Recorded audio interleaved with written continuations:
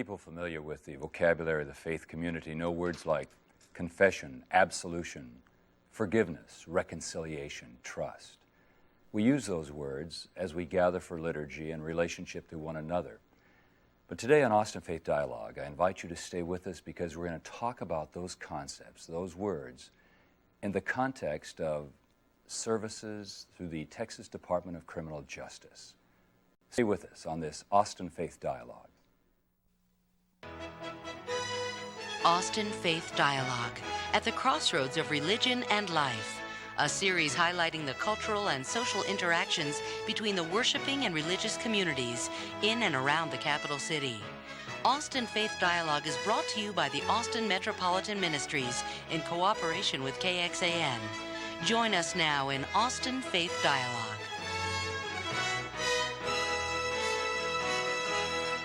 Welcome to Austin Faith Dialogue. I'm Carl Gronberg, host for the program, and we're glad to have you with us. We have two very special guests with us again this week on Faith Dialogue.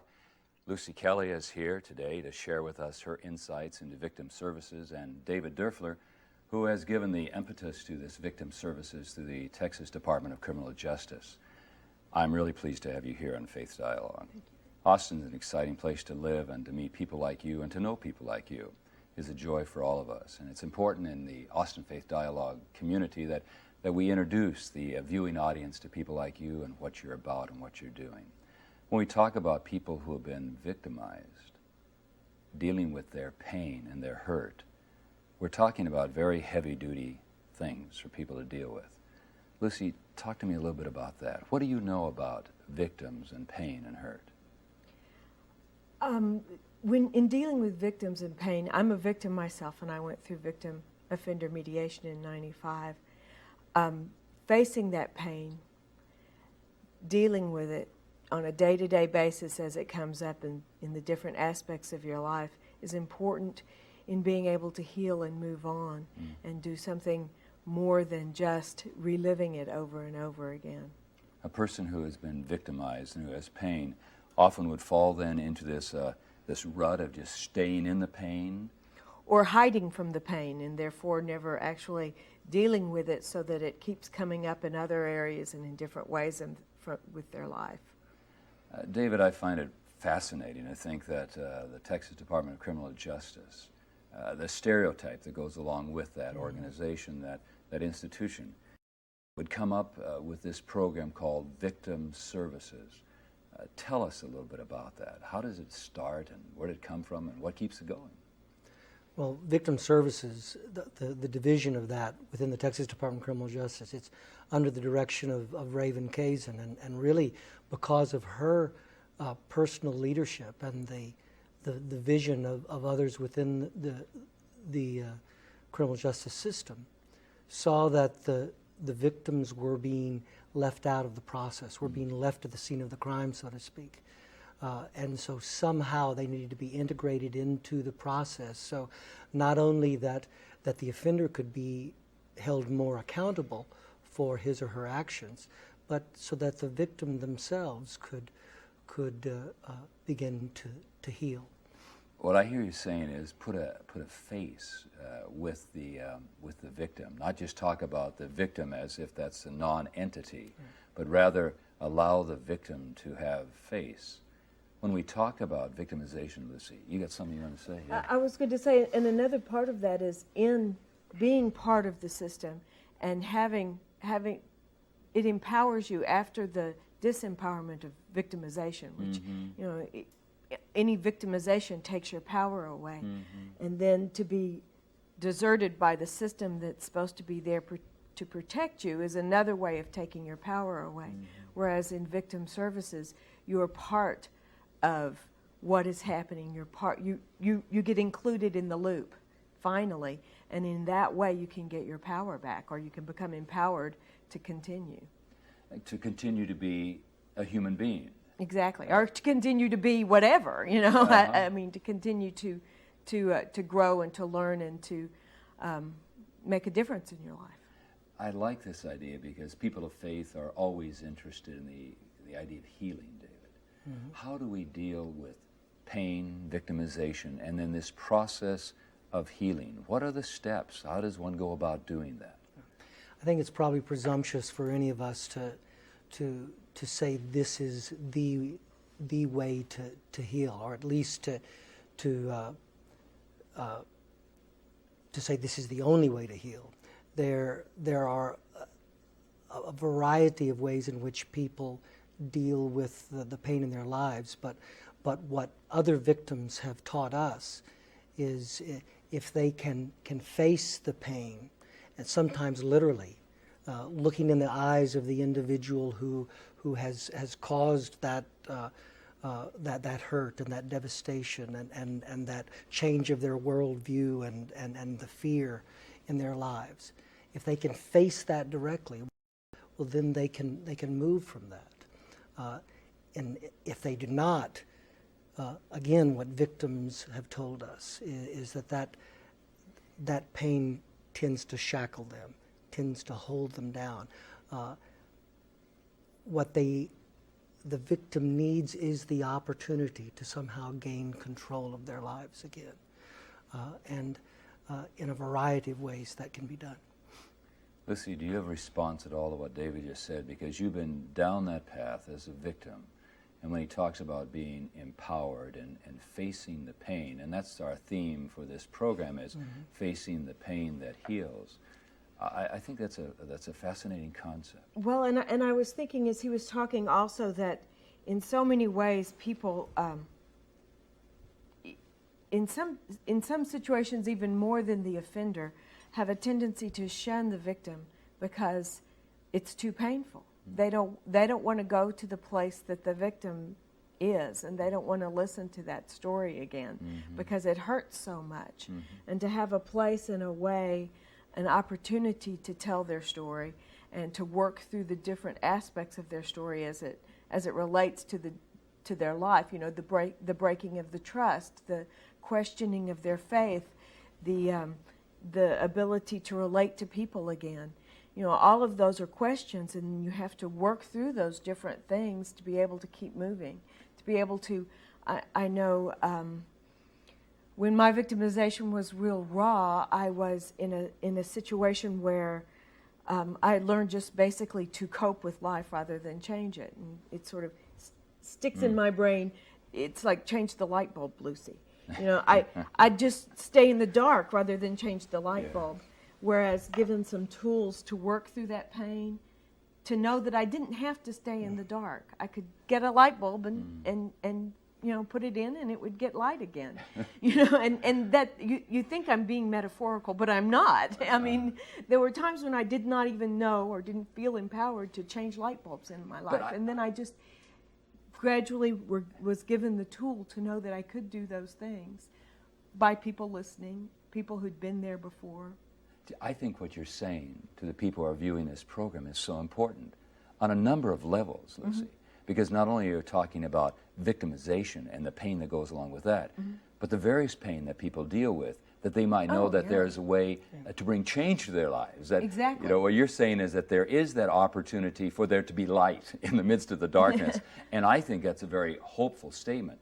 But when we deal with it in terms of what you're talking about, and we're talking about in this program, victim services, then we say, what are those steps that empower people? They face the pain, but there's a program. You know, there's a program called Victim Services, and I think, and to me, if you will, this, and you know, church state, we got to keep this separation, but to me what it says is that the power of God is free to go wherever the power of God wants to go, and to work in and through you. The name of your program, Faith Dialogue, I think captures a lot of what the healing process is. To have enough trust in that power which is innately or that comes from outside, that allows people to find their way, not only their way inside, but their way in relationship to other people, even if that person is someone who has hurt them. That's why we're so thankful that Victim Services provided the opportunity for the program of Victim Offender Mediation Dialogue. It really moved us beyond simply providing information to a direct contact with people and their pain, and that's See, that's you've important. brought up something else now. You've thrown out a word that people need to know what that means. When you use the word mediation, then David, Lucy, tell our viewing audience, what are we talking about when we talk about victim-offender mediation? Is that what I heard you say? Sure. All right, talk about that. What does that mean? Mediation, if you begin with just what a common understanding of it is two people coming together and trying to resolve some conflict in their lives. What Victim Services has provided is in the arena of violent crimes, this same opportunity, but it's no longer a resolution of conflict, but rather a path or a journey that provides tools, like Lucy was alluding to, so that people can get to the essence of that of their pain, so that they can gain control, so that they can somehow do something with the pain that exists in their lives.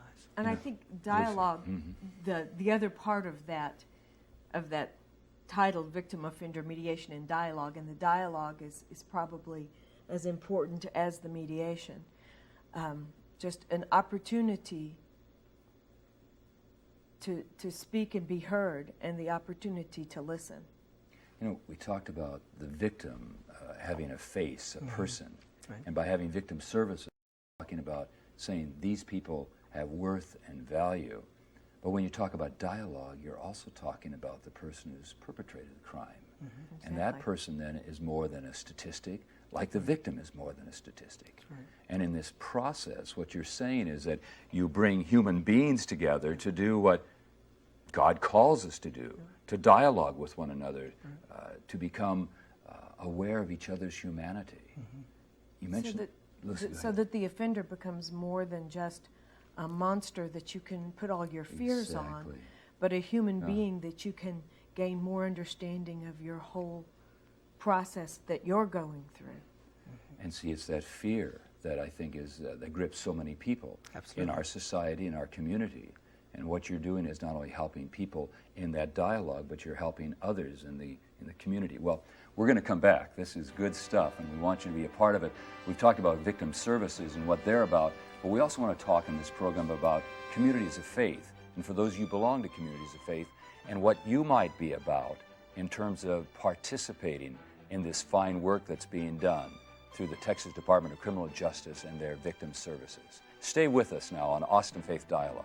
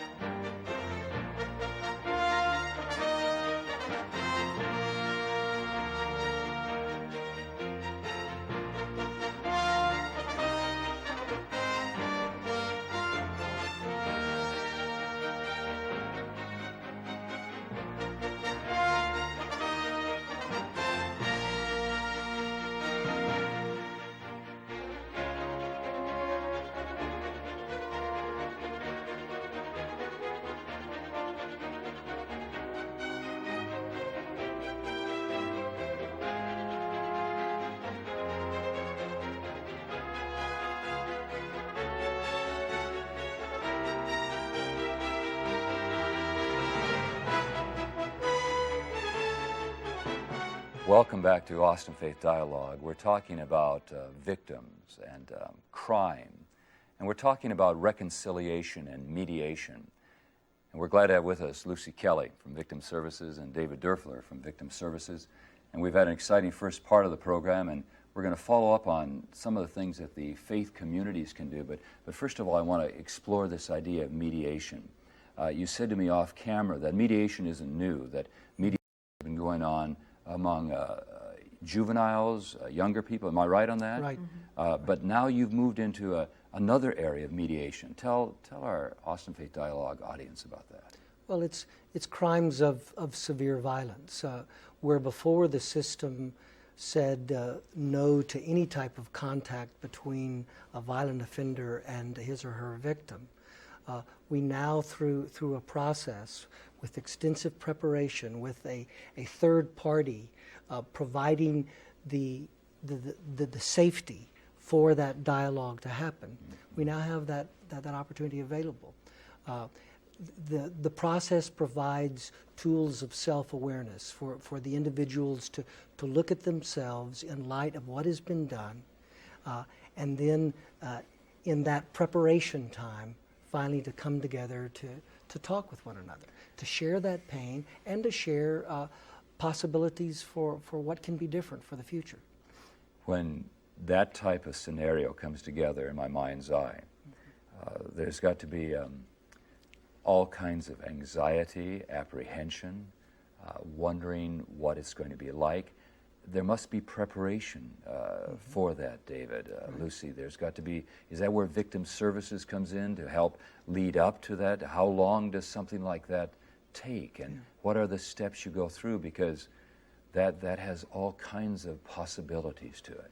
In other forms of mediation, the mediator and the two parties might not even meet prior to their encounter with one another. In this process, there are multiple meetings between the victim and the mediator, and the offender and the mediator, and it could take from 9 to 12 months in order for them to feel safe for that dialogue to happen. Mine took 18 months, so it could take even longer. The kinds of things that you go through in that process is a real inventory within yourself of the effects that the crime has had on you, the effects it has had on all the different aspects of your life, the questions it's brought up for you, the questions that can only be answered by the offender. Other processes that you might go through is some what ifs, because really when you get to the mediation, by the time you get to the mediation, I don't think there's a whole lot of things that you don't expect, but there's not a whole lot of surprises. Yeah, what can I understand about myself? What can I understand about that other person?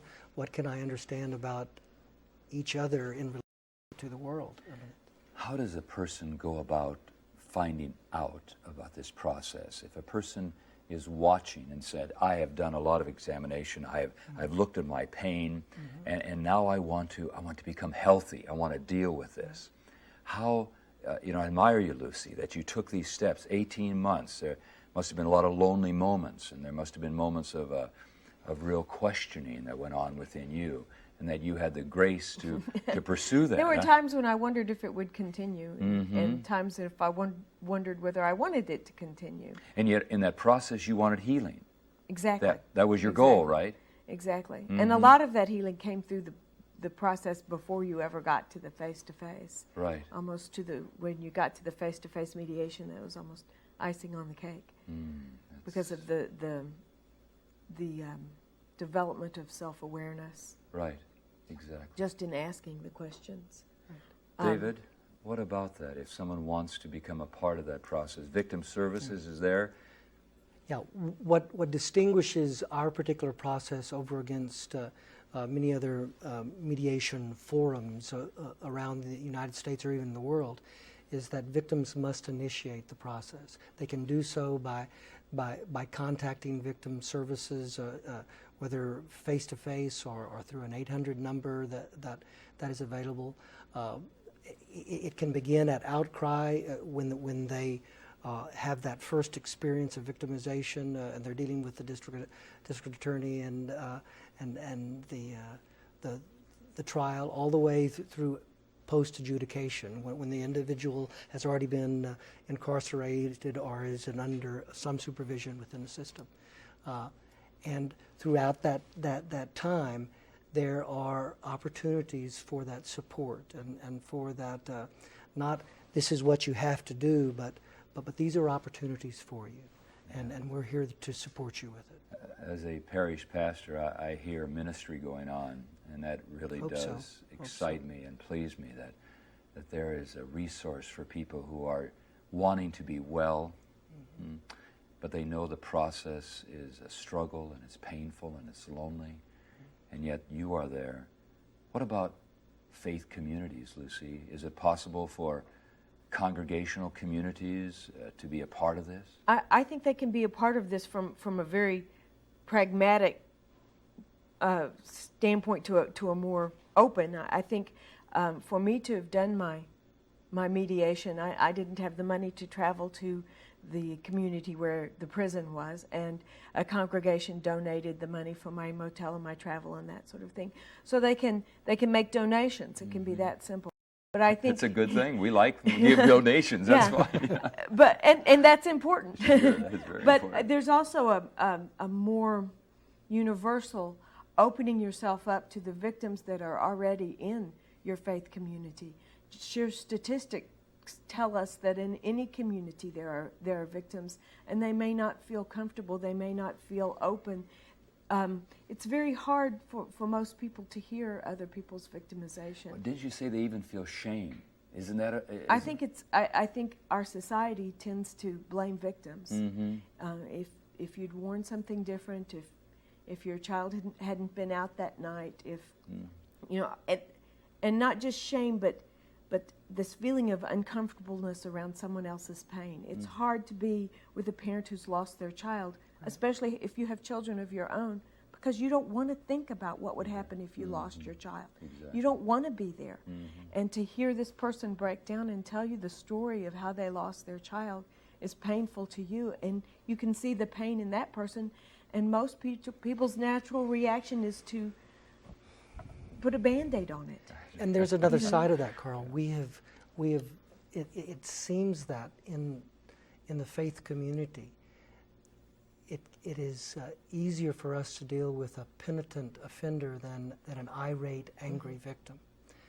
Again, because of that uncomfortableness, because it forces us to look at ourselves from both sides, from our offending nature as well as that which says that we've been victimized. And none of us do well with pain, and so we need all the support in the world to move from that. It's not something and we I do would alone. think there's a third factor. I think that people want to feel good, and they absolutely. look to their religious communities to reassure them, to make them feel good. And there are many of us who are clergy leaders that we just don't.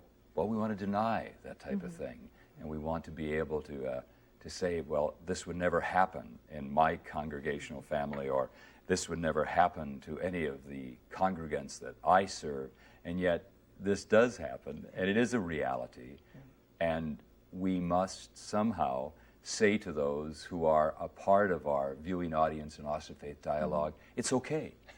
It's okay to recognize that and open up to the vulnerability of those who are in pain. And there is reward from that. We talk about, and the name of this process, we dub it facing the pain that heals. Healing, there is joy for those on the other side. That doesn't mean in any way, shape, or form that their life is ever going to be the same.